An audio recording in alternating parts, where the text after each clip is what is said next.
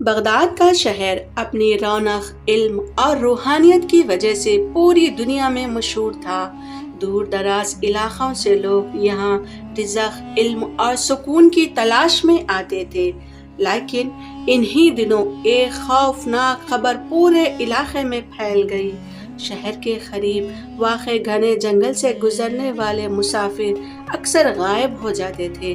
کچھ لوگ زخمی حالت میں واپس آتے اور بتاتے کہ وہاں ایک خطرناک ڈاکو کا گروہ چھپا ہوا ہے۔ لوگ شام کے بعد اس راستے سے گزرنے سے بھی ڈرنے لگے۔ اسی دوران ایک غریب مگر ایماندار تاجر اپنے 17 سالہ بیٹے حسن کے ساتھ بغداد کی طرف روانہ ہوا۔ ان کے پاس تھوڑا سامان تھا جسے بیچ کر وہ اپنی حالت بہتر کرنا چاہتے تھے۔ راستے میں حسن خوشی سے بولا، ابا جان، اگر اس بار تجارت اچھی ہو گئی تو کیا ہم نیا گھر بنا سکتے ہیں؟ باپ مسکرا کر بولا، بیٹا، اگر اللہ نے چاہا تو ضرور، بس محنت اور دعا دونوں ضروری ہے۔ دونوں امیدوں کے ساتھ سفر کرتے رہے۔ خطرناک جنگل کے قریب شام ڈھلنے لگی اور وہ جنگل کے قریب پہنچ گئے۔ تاجر نے فکر مند ہو کر کہا، بیٹا، جلدی گزرنے کی کوشش کرتے ہیں، یہ جگہ ٹھیک نہیں، مگر تقدیر کو کچھ اور منظور تھا۔ اچانک درختوں کے پیچھے سے نقاب پوش افراد نکل آئے۔ حملہ! ڈاکو نے قافلے کو گھیر لیا۔ ایک ڈاکو نے تاجر کو گھونسا مار کر زمین پر گرا دیا، جبکہ دوسرے نے حسن کو پکڑ لیا۔ حسن چیخ اٹھا، ابا جان، مجھے بچائیے! تاجر نے مزاحمت کی، مگر اسے تلوار کے دستے سے مار کر زخمی کر دیا گیا۔ ڈاکو حسن کو باندھ کر جنگل کے اندر لے گئے۔ باپ زخمی حالت میں زمین پر پڑا صرف ایک ہی جملہ دہراتا رہا، یا اللہ، میرے بیٹے کو بچا لے۔ زخمی باپ کی جدوجہد کئی گھنٹوں بعد تاجر کسی طرح اٹھا اور لڑکھڑاتے ہوئے بغداد کی طرف چل پڑا۔ راستے میں کئی بار گر پڑا، مگر بیٹے کی یاد اسے اٹھا دیتی۔ بالآخر وہ شہر پہنچ گیا۔ لوگوں نے اس کی حالت دیکھی تو پانی پلایا اور پوچھا، کیا ہوا؟ مگر جنگل اور ڈاکو کا نام سن کر سب خاموش ہو گئے۔ کوئی مدد کو تیار نہ تھا۔ مجموعے میں کھڑے ایک سفید ریش بزرگ آگے بڑھے۔ انہوں نے آہستہ سے کہا، بیٹا، انسانوں سے امید چھوڑ دو، اللہ والوں کے پاس جاؤ، حضرت غوث اعظم کے در پر جاؤ۔ تاجر کی آنکھوں میں امید کی ایک کرن جاگی۔ رات کا وقت تھا، خانقاہ میں ذکر اور دعا کی محفل جاری تھی۔ تاجر روتا ہوا اندر داخل ہوا اور حضرت غوث اعظم کے قدموں میں گر گیا، حضور، میرے بیٹے کو بچا لیجئے، وہ ڈاکو لے گئے ہیں۔ محفل خاموش ہو گئی۔ حضرت غوث اعظم نے نہایت سکون سے اس کی طرف دیکھا، پھر فرمایا، اللہ کی رحمت سے مایوس نہ ہو، تمہارا بیٹا زندہ واپس آئے گا۔ اور آپ نے آنکھیں بند کر کے دعا شروع کی۔ ادھر جنگل میں حسن ایک درخت سے بندھا کانپ رہا تھا۔ ڈاکو آگ کے گرد بیٹھے مال تقسیم کر رہے تھے۔ حسن آہستہ آہستہ دعا کر رہا تھا، یا اللہ، میرے ابا کو میری مدد کے لیے بھیج دے۔ اچانک ڈاکوؤں کا سردار بے چین ہو گیا۔ اس کے چہرے کا رنگ بدل گیا۔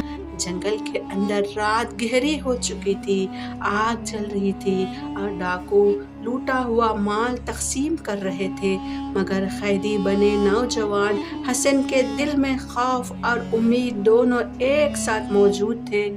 وہ درخت سے بندھا آہستہ آہستہ دعا کر رہا تھا، یا اللہ، مجھے میرے ابا سے دوبارہ ملا دے۔ اسی لمحے اچانک عجیب واقعہ پیش آیا۔ ڈاکوؤں کا سردار، جو سب سے بے رحم سمجھا جاتا تھا، اچانک کانپنے لگا۔ اس کے ہاتھ سے پیالہ گر گیا۔ ایک ڈاکو نے پوچھا، سردار، کیا ہوا؟ سردار نے گھبرا کر ادھر ادھر دیکھا، جیسے کسی کو دیکھ رہا ہو۔ مجھے لگ رہا ہے کوئی ہمیں دیکھ رہا ہے، کوئی بہت طاقتور ہستی۔ ڈاکو ہنسنے لگے، مگر سردار کا خوف بڑھتا گیا۔ अचानक इसने अपना सीना पकड़ लिया। मेरा दिल डूब रहा है, हमने किसी अल्लाह वाले को नाराज कर दिया है। इसकी आवाज़ कांप रही थी, पुर असरार आवाज़। इसी वक्त जंगल में तेज़ हवा चलने लगी, आग की लपटें ज़ोर से हिलने लगी, दरख्तों की शाखें टूटने की आवाज़ें आने लगी। डाकुओं को लगा जैसे जंगल खुद इन पर हमला कर रहा हो। सरदार चीख उठा, कैदी को फौरन आज़ाद करो, अभी के अभी। डाकू हैरान रह गए, मगर सरदार, मैंने कहा छोड़ दो अभी। डाकुओं ने जल्दी जल्दी हसन के रस्सियाँ खोल दी। हसन को यकीन ही नहीं आ रहा था कि वो आज़ाद हो गया है। एक डाकू गुस्से से बोला, अगर दोबारा यहाँ दिखाई दिया तो जिंदा नहीं छोड़ेंगे। मगर हसन को सिर्फ एक ही बात समझ आ रही थी, अल्लाह ने मुझे बचा लिया। अंधेरा जंगल मगर रास्ता रोशन। अब मसला ये था कि जंगल से बाहर कैसे निकला जाए। चारों तरफ घना अंधेरा था, मगर जैसे ही हसन ने कदम बढ़ाया, इसे ऐसा महसूस हुआ जैसे रास्ता खुद ब खुद साफ होता जा रहा है। जहाँ वह कदम रखता वहाँ कांटे और झाड़ियाँ किनारे हो जाती। इसे यूँ लग रहा था जैसे कोई अंधे की ताकत इसे रास्ता दिखा रही हो। वो चलता रहा। रात गुजरती गई। डाकुओं की हालत इधर, डाकुओं का सरदार अभी भी खौफ से कांप रहा था।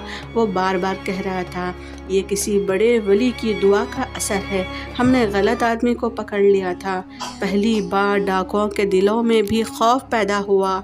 कई घंटे चलने के बाद हसन ने देखा कि अंधेरा कम हो रहा है, सूरज निकल रहा था और अचानक इसके सामने बगदाद के शहर की दीवारें नज़र आई। इसकी आंखों से आंसू बहने लगे। मैं बच गया। वो शहर के दरवाजे की तरफ दौड़ पड़ा। सुबह की रोशनी बगदाद के दरवाज़ों पर फैल रही थी।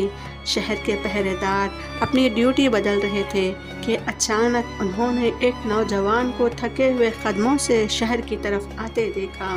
इसके कपड़े फटे हुए थे, चेहरा मिट्टी से भरा हुआ था और आंखों में कई रातों की बेख्वाबी झलक रही थी। वो हसन था। पहरेदारों ने इसे सहारा दिया। क्या हुआ लड़के, तुम कहाँ से आ रहे हो? हसन ने कमज़ोर आवाज़ में कहा, जंगल, डाकुओं के चुंगल से। ये सुनकर लोग हैरान रह गए, क्योंकि वहाँ से जिंदा वापस आना तकरीबन नामुमकिन समझा जाता था। इसी वक्त हसन का बाप, जो रात भर खानकाह के करीब ठहरा हुआ था, फजर के बाद दोबारा हजरत गौसे आजम से मिलने की तैयारी कर रहा था। इसकी आंखों में नींद ना थी, सिर्फ फिक्र थी। वो बार बार कह रहा था, या अल्लाह, मेरा बेटा जिंदा हो। अचानक बाहर शोर सुनाई दिया, एक लड़का जंगल से जिंदा वापस आ गया है। ताजिर के दिल की धड़कन तेज हो गई। वो दौड़ता हुआ शहर के दरवाजे की तरफ गया। लोगों के हुजूम के दरमियान उसने अपने बेटे हसन को देखा। एक लम्हे के लिए इसे यकीन ही ना आया। हसन, हसन। हसन ने आवाज़ पहचानी। अब्बा जान। दोनों एक दूसरों की तरफ दौड़ पड़े और गले लगकर फूट फूट कर रोने लगे। लोगों की आंखें भी नम हो गई। सब कह रहे थे, ये मौजिज़ा है। बाप बेटा फौरन हजरत गौसे आजम की खानकाह पहुँचे। वो दोनों रो रहे थे। ताजिर ने कहा, हुजूर, आपकी दुआ ने मेरे बेटे को वापस ला दिया। हजरत गौसे आजम ने मुस्कुरा कर फरमाया, हम कुछ नहीं करते, सब अल्लाह का करम है। इधर जंगल में अजीब वाक़यात शुरू हो गए। डाकुओं के ठिकाने पर अचानक बीमारियां फैलने लगी। उनका माल ज़ाया होने लगा। इनके दरमियान लड़ाइयाँ शुरू हो गए। सरदार को हर रात डरावने ख्वाब आने लगे। इसे ख्वाब में एक बुजुर्ग दिखाई देते जो इसे जुल्म छोड़ने का हुक्म देते। सरदार का फैसला। एक रात सरदार चीख कर उठा। इसने फैसला कर लिया, हमने बहुत जुल्म किया है, अब हमें माफ़ी मांगनी होगी। डाकू हैरान रह गए, लेकिन सरदार ने हुक्म दिया, कल हम बगदाद जाएंगे। अगली सुबह जंगल का बदनाम डाकू सरदार अपने चंद साथियों के साथ बगदाद की तरफ रवाना हुआ। ان کے چہروں پر غرور نہیں بلکہ خوف اور ندامت صاف نظر آ رہی تھی۔ راستے بھر سردار خاموش رہا، اس کے ذہن میں وہ ڈراؤنے خواب اور دل کا عجیب خوف گونج رہا تھا جس نے اسے بے چین کر رکھا تھا۔ خانقاہ میں حاضری۔ جب وہ لوگ بغداد پہنچے تو سیدھا حضرت غوث اعظم کی خانقاہ کا رخ کیا۔ خانقاہ میں ذکر کی محفل جاری تھی۔ لوگ حیران ہو گئے کہ خوفناک ڈاکو سردار خود یہاں آیا ہے۔ سردار آگے بڑھا اور حضرت غوث اعظم کو دیکھتے ہی اس کے قدم لڑکھڑاتے گئے۔ وہ زمین پر بیٹھ گیا اور روتے ہوئے بولا، ہم نے زندگی بھر ظلم کیا، لوگوں کو لوٹا، بے گناہوں کو قید کیا، مگر اب دل کو سکون نہیں ملتا، ہمیں معاف کر دے۔ حضرت غوث اعظم کی نصیحت۔ حضرت غوث اعظم نے نہایت شفقت سے فرمایا، اگر دل سے توبہ کر لو تو اللہ سب گناہ معاف کر دیتا ہے، مگر شرط یہ ہے کہ ظلم ہمیشہ کے لیے چھوڑ دو۔ سردار پھوٹ پھوٹ کر رونے لگا، ہم آج کے بعد کسی کو تکلیف نہیں دیں گے۔ اس کے ساتھی بھی رو پڑے۔ چند ہفتوں بعد لوگوں نے دیکھا کہ وہ خطرناک جنگل اب محفوظ ہو گیا ہے۔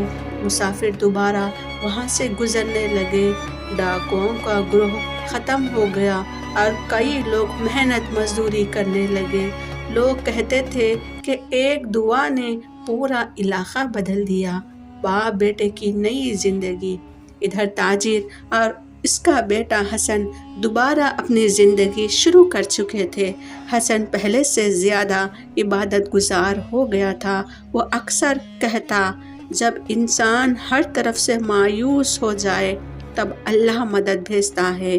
اس واقعے کے بعد بغداد میں حضرت غوث اعظم کی کرامت کا چرچا دور دور تک پھیل گیا، مگر آپ ہمیشہ یہی فرماتے، کرامت ہماری نہیں، اللہ کی یہ رحمت ہے۔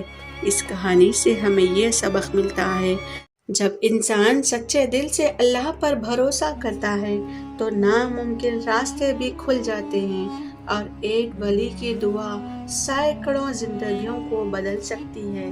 ماشاءاللہ۔